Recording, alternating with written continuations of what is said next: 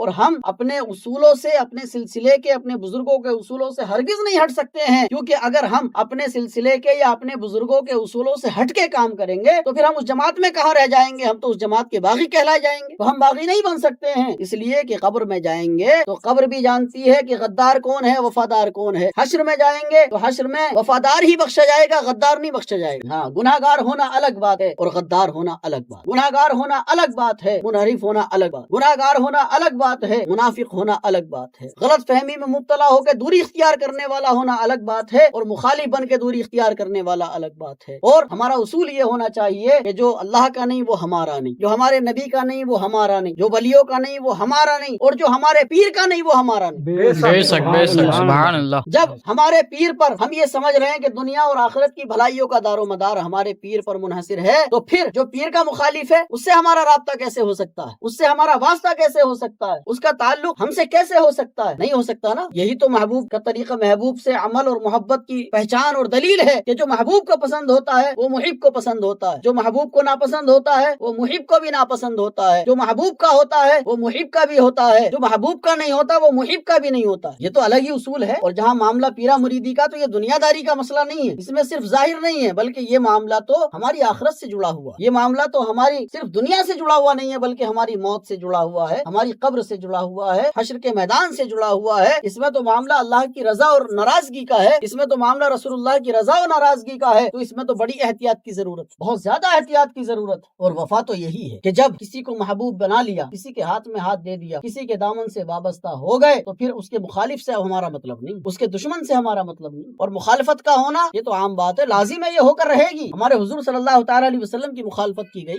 آج تک ہیں حضور کے دشمن، آج تک ہیں مخالف، تو پھر حضور صلی اللہ تعالی علیہ وسلم کے غلاموں کی مخالفت لوگ کیوں نہیں کریں گے؟ اس لیے ہر قدم پر ہوش رکھنا ضروری، اور اپنے ایمان کو بچانا، اپنی مریدی کو بچانا ہر جگہ پر لازم۔ اور سلسلہ مل گیا، پیر صاحب مل گئے، ان کے ذریعے یہ تعلیم مل گئی، اور ہمیں چلنے کا طریقہ بھی مل گیا، راستہ بھی مل گیا، علم بھی مل رہا ہے، تربیت بھی مل رہی ہے، طریقے بھی حاصل ہو رہے ہیں۔ لیکن یہ صرف اس لیے نہیں ہے کہ ہم خالی بیٹھ کے سن لیں، بلکہ اس پر عمل بھی کرنا ہے، اور سلسلے کے لیے محنت بھی کرنی ہے۔ آپ لوگ سب سمجھ لیں اس بات کو، سلسلے کے لیے محنت بھی کرنی ہے، اس سلسلے کو قائم رکھنے کی، مضبوط بنانے کی، آگے بڑھانے کی، ترقی کی طرف لے جانے کی کوشش بھی کرنی ہے، کیونکہ سلسلہ دین کا ایک حصہ ہے۔ 4 سلسلے ہیں، چاروں اپنے اپنے آپ میں دین کا ایک حصہ ہے۔ ہم جس سلسلے میں داخل ہوئے یہ بھی دین کا ایک بڑا حصہ ہے۔ سلسلے کی خدمت دین کی خدمت ہے، اور دین پر پہرا دینا، دین کی خدمت کرنا کتنی بڑی چیز ہے اور کتنے اجر کا کام ہے۔ ایک جنازہ آیا حضور کی بارگاہ میں، جنازہ آیا حضور کی بارگاہ میں، عرض کیا گیا حضور ایک جنازہ آیا ہے، آپ نماز جنازہ پڑھا دیں۔ آقا کریم صلی اللہ تعالی علیہ وسلم تشریف لائے، آپ جیسے ہی آپ کھڑے ہوئے نماز جنازہ پڑھانے کے لیے، پیچھے سے آواز آئی یا رسول اللہ علیہ الصلوۃ والسلام، اس کی نیکی کا کوئی گواہ نہیں ہے، اس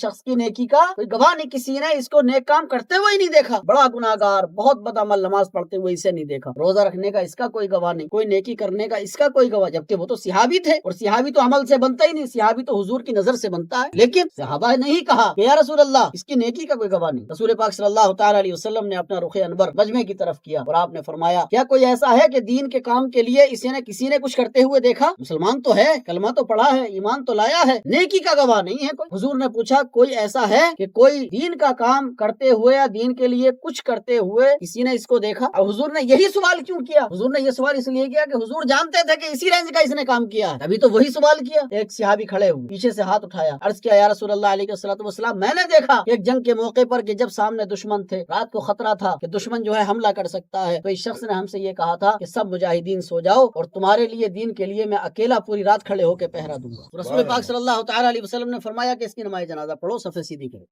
اس کی نماز جنازہ پڑھی جائے۔ دین پر پہرا دینا، دین کی خدمت کو انجام دینا اور دین کے لیے خود کو آگے بڑھا دینا، اس کا نتیجہ یہ ہے کہ حضور کی بارگاہ میں ایسا شخص آیا کہ جس کی نیکی کا کوئی گواہ نہ تھا، لیکن ایک بار دین کے پہرے کے لیے کھڑا ہو گیا تو نماز جنازہ حضور نے پڑھائی اور صحابہ سے پڑھوائی۔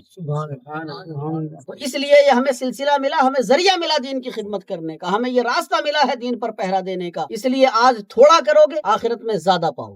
اور ہر وہ شخص جو دین کی خدمت سلسلے کی خدمت کرے گا، اس کی ترقی اور اس کے فروغ کے لیے کام کرے گا، اگرچہ یہاں تھوڑا کرے لیکن آخرت میں اس کا اجر دیکھ لے گا اور سوچے گا کہ کاش اور زیادہ کر لیتا، کیونکہ دین کی خدمت ہی اصل ہے۔ بہت سے لوگ تو ایسے ہوتے ہیں کہ نمازی بھی 5 وقت کے ہوں گے، حج بھی کر لیں گے، زکوٰۃ بھی ادا کریں گے، پھر بھی ان کے دل ایمان سے خالی ہوتے ہیں۔ نماز فرض ہے، لازم ہے پڑھنا، حج ضروری ہے اگر صاحب استطاعت ہے، نیک اعمال ضروری ہیں، لیکن وہ عمل کا فائدہ جب ہے کہ جب دل میں پہلے ایمان اور دین کے لیے جذبہ ہے۔